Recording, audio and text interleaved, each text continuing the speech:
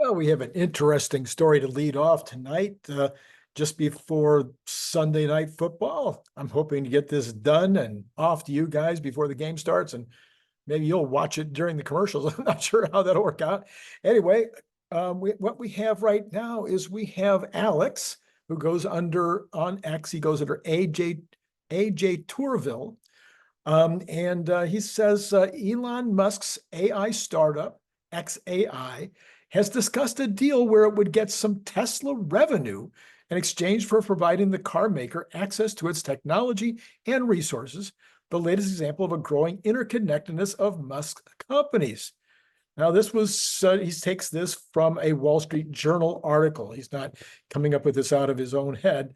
It's a Wall Street article that's suggesting this. Under a proposed arrangement as described to investors, Tesla would license XAI's AI models to help power its driver assistance software called Full Self-Driving and share some of that revenue with the startup, according to people familiar with the matter. XAI would assist in developing other features for Tesla, including a Siri-like voice assistant inside the electric cars and the software to power its humanoid robot Optimus, these people said.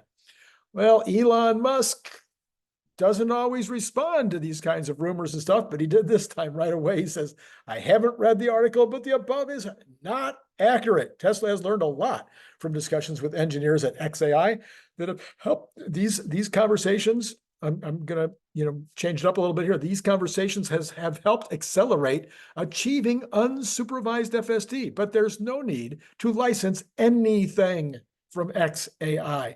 The XAI models are gigantic, containing in its compressed form most of human knowledge, and couldn't possibly run the Tesla vehicle interface computer, nor would we want them to. It's a completely different computer setup.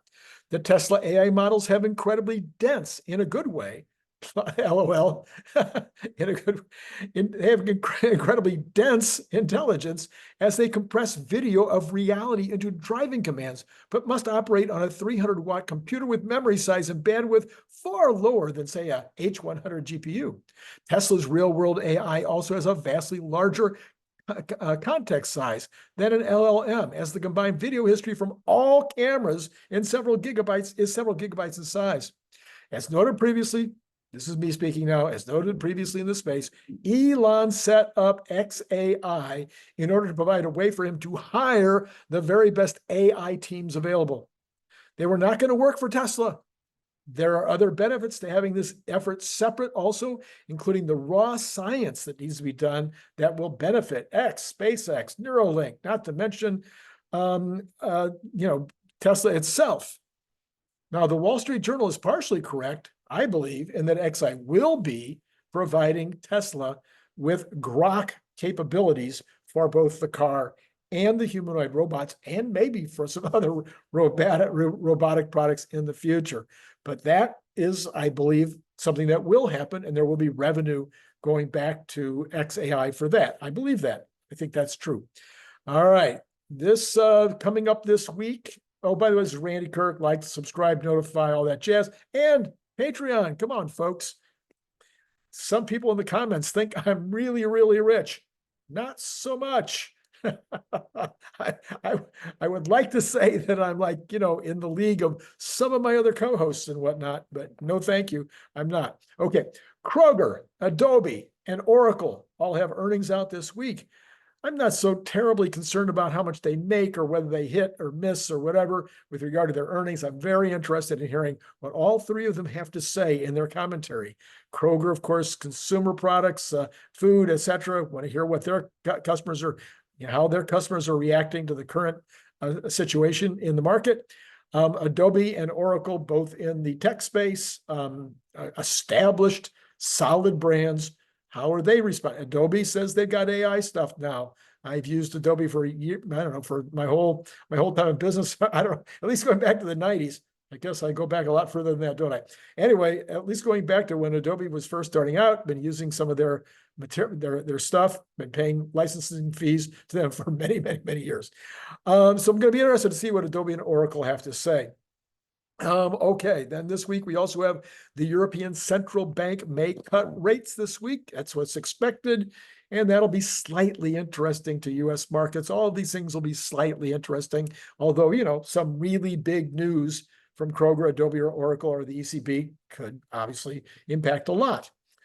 Now, an additional note, there will be the Apple event on Monday. We'll see how Apple is going to apply AI to their devices. So the big story, the big reason why, NVIDIA is supposedly down right now and some of the others is because people are worried, will there be a way to capture the money? How will people make money, get an ROI from this massive investment?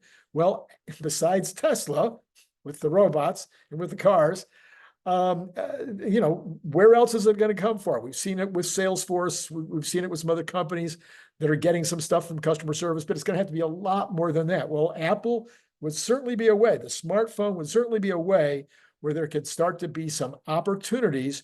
And you may have heard earlier, Kathy Woods talking about the fact that, changing this phone into even more of a personal assistant.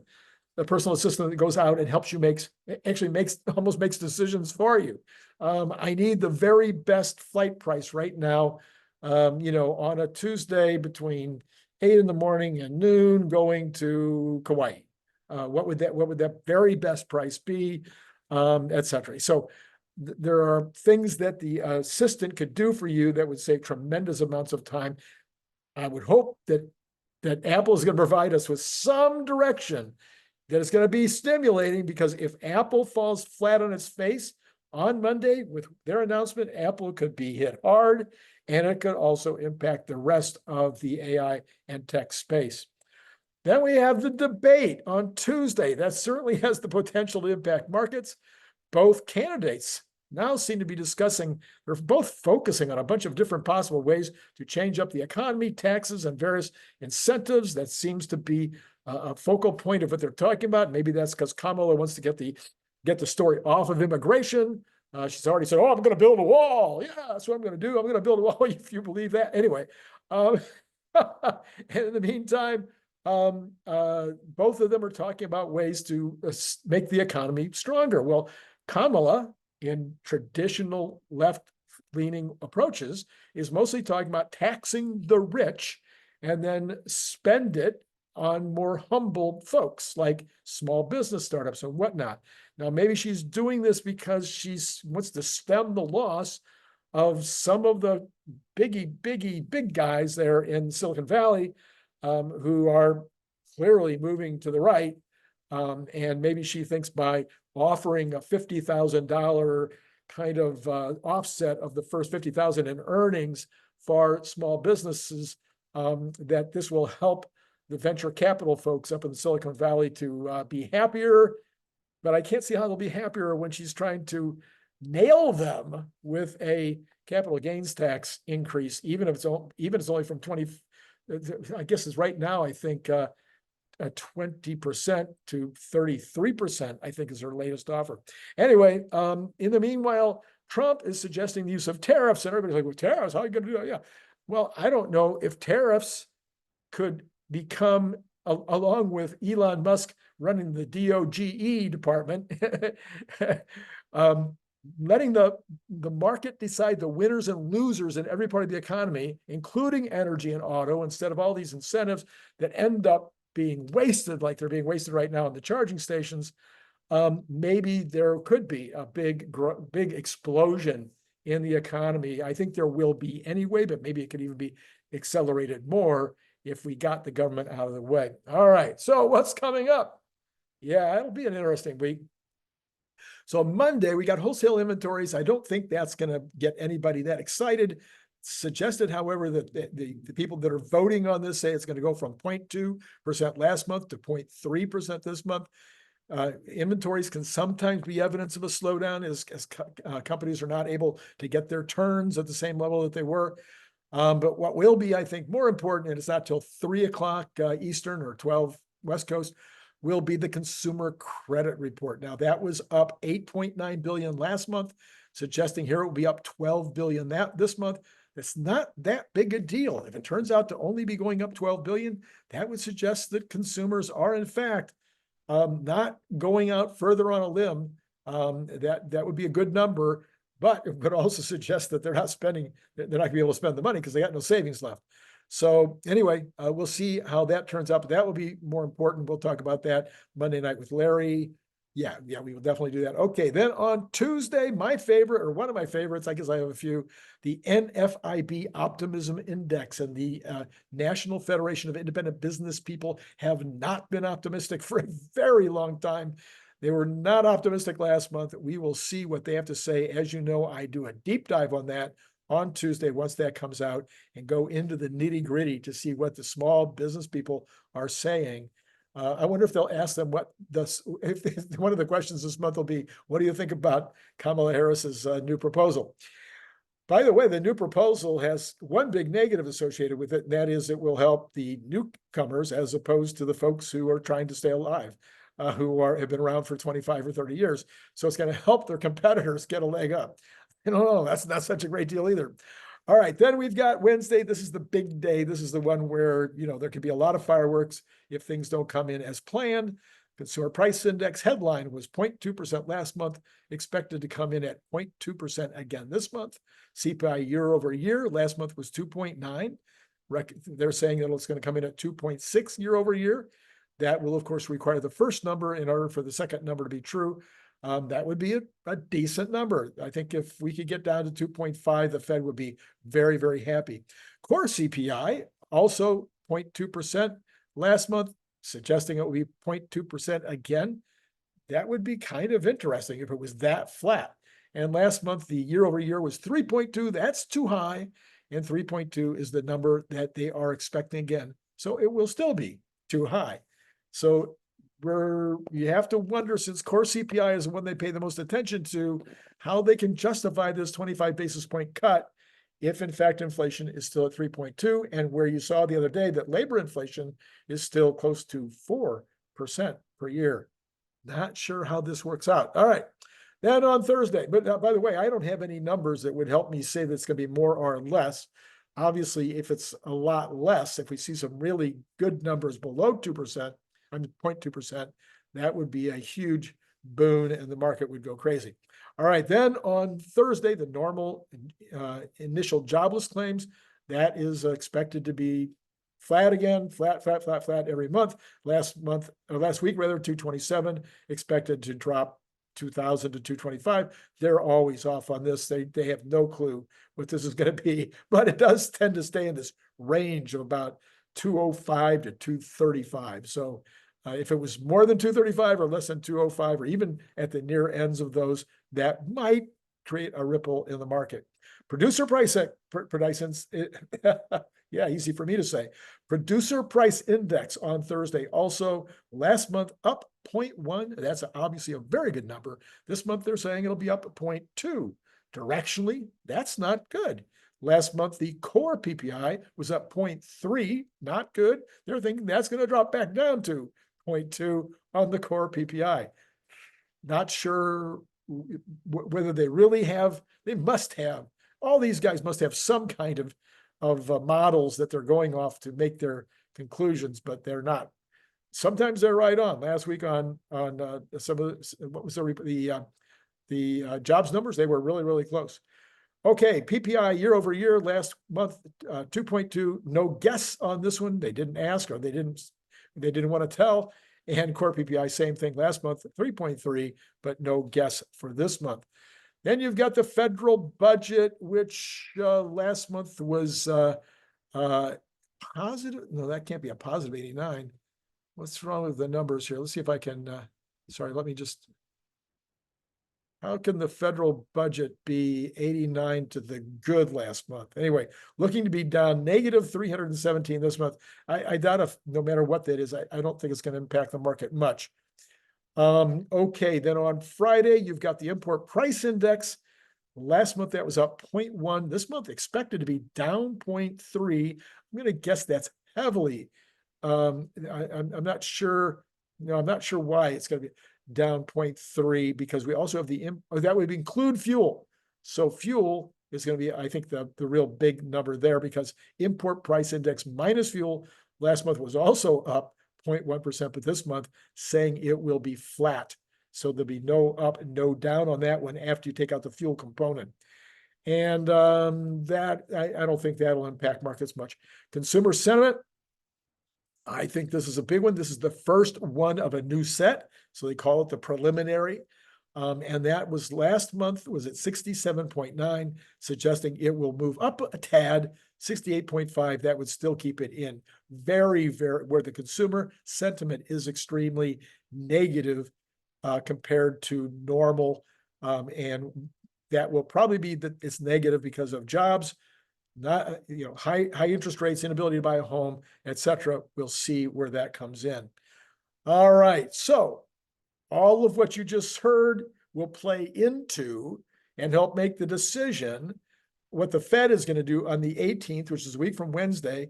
Right now, it seems really clear it's a 25 basis point cut, but anything that shakes up that clarity during the next week will likely shake up the market. If not, I don't expect any shocks in the next 2 weeks. I don't expect anything that's going to cause anything to go nuts. So I expect the market to be kind of meandering, but maybe meandering towards the downside. I think Tesla will be meandering towards the upside, or moving nicely up, maybe recovering some of that 20 points again, because that's the direction that it should be going based on FOMO, and there should definitely be FOMO around 1010. So that's kind of, where I'm looking at. I'm also continuing to believe that during September, October, you will see the market drop all the way to a 10% negative on the S&P from its all-time high, a 20% on the NASDAQ from its all-time high. We're already halfway there. Okay. So it's not that be a big shock. 30%, I'm sorry, on the NASDAQ. So no, we're a third of the way there on both, third of the way down to this maximum. Well, not even maximum. That would be like, let me restate this. I'm very sorry. I'm looking for a minimum 10% down on the S&P, a minimum 20% down on the NASDAQ. I'm looking for the possibility of a 20% down on the S&P, which would probably result in a 30% on the NASDAQ. I said it right that time. And I'm expecting that to take place in September, October. Then I expect after the election, we will return to all-time highs, roughly speaking. All right, so where are we? Where are the markets right now? We'll come back to the bonds because I think it comes out at 4 o'clock, but maybe it comes out at 4:30. We'll see. We'll come back to it. Right now it's 356. So we do have the oil number up slightly. I would hope so. It was so far down, but only up 58 cents. We're at 68.25 for Texas Intermediate. Brent at 71.62. No telling. I would expect it to not be very volatile in the next little bit if there's not more news. Natural gas had been way up last week, so down 246 in the pre-market at $2.21. Right back to kind of where it had been after going down and then way up, and now settling back in that 221 range where it had been week after week. All right, gold barely up at 25.26, $2.20 up in the pre-market. Silver up 0.52% at 28.33, and copper down a tad at just over $4, where it has been sitting for a bit. I saw another report on copper today suggesting that by 2030 there's going to be a massive shortfall, but you know how those massive shortfalls 5.5 years, 6 years out. It's kind of hard for the markets to be going crazy about the massive shortfall that far in the future. I think that was a B of A report. The dollar, not much changed here, down a little against the yen, up a little against the euro, just barely. The Bitcoin bouncing back this much today, $144, still sitting at 54,539, really not doing well. All right, then we've got the stocks. All right, so drifting lower, kind of what I said. So I believe this sets the mood for the week. Dow is down 0.05 or 0.05%, down 22. S&P down 5, barely down at 0.09%. It's just changed now to 0.10, but down 0.1%. NASDAQ down 26.25 or 0.14%. So all of the equity numbers are down at this moment going into next week. So I'm going to what do you call it? Talk about I know you've heard me talk about it how many times. Let me tell you that earlier today I did do a comment. I took a look at your guys' comments. I think it's fun. I think it was really one of the better ones in terms of your comments and also of my responses, of course. And there was some partly personal stuff in there too. You might want to take a look at that. I will put the card up for that. But the card that I'm going to put there again, because you don't want to miss it, and if you have, you're missing out. And that is the Brian Wong video from Saturday morning about the potential for the truck piece of the overall Tesla story, the possibility that they will put out their own fleet as opposed to just selling trucks to others, that they will put out their own fleet. They will become, trucking as a service, and how that could be just huge. Now, if the bonds are out, we will know that right now. And we will refresh to see if they're out. Apparently, it's on Sunday. It must be 4:30. I get so confused about when these different things come out. Definitely not coming out. So I am done with you for the day. Go watch the game. I'm sure it will be a good one. And the Rams need to win. That's all I can say. You might have a very, very different opinion about that, but that's what I'm calling. Okay. It's been great talking to you.